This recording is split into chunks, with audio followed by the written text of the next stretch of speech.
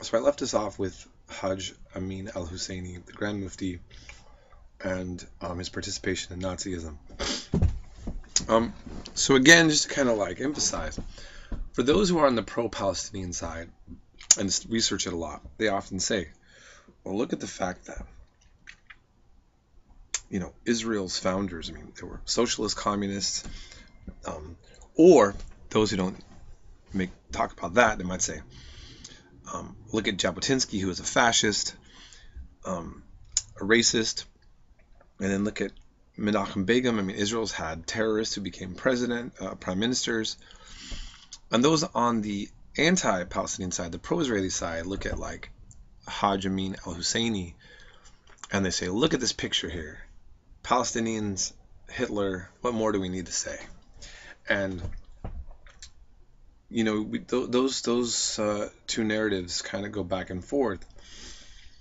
And at the end of the day, when you're looking at a conflict like this, how does this affect the way that you view one side or the other?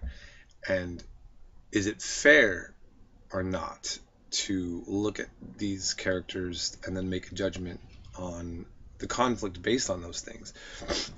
I'm not going to answer that for you, but again, I'm just kind of reminding you of how those things come into play, especially when you might be hearing debates about the Israel-Palestine conflict going on. Okay, so moving forward, the UN partition plan, a very important and significant aspect of the conflict. So partition meaning the UN decided, okay, so basically the British gave up. They, between the violence they were getting from the Arabs and from the Jews in Palestine, it wasn't worth it for the British to occupy Palestine anymore. I mean, what are they getting out of it? They're just having Jews and Arabs kill each other, and then Jews and Arabs are attacking British. So it's like they're out. And so this also kind of boosted the morale of many Zionists and Arabs to get what they wanted, their own states. The UN comes in and to make a partition plan. And so the idea was to give Jews a state and give Arabs a state. That seemed like the fair thing with the international community. Like, all right. And so in 1947, there was this proposed two-state solution. This yellow here would be the Arab state, kind of broken up. And then the Jewish state also kind of broken up. And, many pro-Israelis at this point say, well, look, the Arabs were offered a two-state solution, and the Arabs rejected this partition plan. The Jews accepted it, the majority of Jewish participants. And this rejection led to more conflict. And they said, look, the Arabs are so unreasonable and uncompromising. That's one way that it's looked at, okay, and that they rejected this original two-state solution. On the other hand, this is what the Arabs argue, that in the proposed Jewish state, around 40% of the residents were Arab, and that this would be a state strictly identified with being Jewish. So, in the Arabs' mind, it would be like, let's say, this was mixed with, let's say, 50% whites, 40% Mexicans, and it's defined as a white state. And that 40% Mexicans saying, whoa, whoa, whoa, whoa, right? I mean, we could give any illustration. I could say 50% Mexicans, 40% white, or blacks and Mexicans, blacks and whites, blah, blah, blah. In other words, almost half the population would be under the rule of another part of the population. They saw it as unacceptable, and they didn't like the way that this map was drawn. For the Jews, I think they thought, well, we've been fighting to get a state. This is, This is as good as we can get right now. The UN supports it. Let's just do it. But it was rejected by the Arabs adamantly. And then so what happens is it leads to war. 1948 war, the war for Palestine, called Al-Nakba in Arabic. For the Arabs, it's the disaster, and for Israel, it's the war for liberation.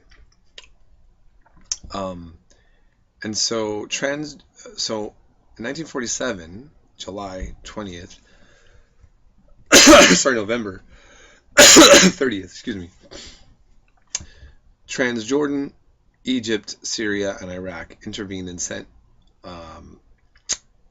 military expeditionary forces to fight the Jews. I believe Lebanon too, did I not write that? The Arabs lost, and approximately 600,000 and 760,000, I guess I should say 600, basically over 500,000, debatable numbers, Arabs fled and were expelled from the area that became Israel, and then the rest became Palestinian refugees in various countries. Ben-Gurion becomes the first prime minister of the newly created state of Israel. For many in the world, this is miraculous, and Christians start taking note, even religious Jews. Oh my gosh, the Jewish people actually came to this land. They fought against all the Arabs. They got rid of Arabs and created a state. Whoa, is this fulfilling prophecy? Is this redemption against long-standing anti-Semitism? And then you had the Arabs really humiliated, feeling again this is European intervention at its worst. There's a myth, again, that on the pro-Israeli side that's less and less being articulated, that the Palestinians left their homes because they were told that all the Jews would be killed and then they would come back, and that they weren't kicked out by the Jews, and so that when the state was created, the Arab refugees, it was their fault for leaving their homes, hoping that the Jews would be massacred. Modern Israeli historians have pretty much unanimously debunked that as a myth, and in fact, the refugee crisis was created by the war. Sometimes accidentally, just through war, and sometimes through a direct policy of ethnic cleansing. Benny Morris wrote a book called 1948, The Birth of the Refugee Crisis.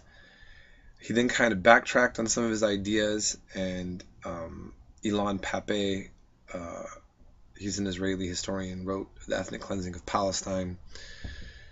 Still kind of controversial, but essentially it's understood that the Arabs, over 500,000 Arabs, were removed to make way for Israel, and a new state is formed. And the various reasons why Israel was so successful against so many Arab neighbors is a long-standing thing. If you're interested in that, I would encourage you to just do more research. I'll end this lecture here.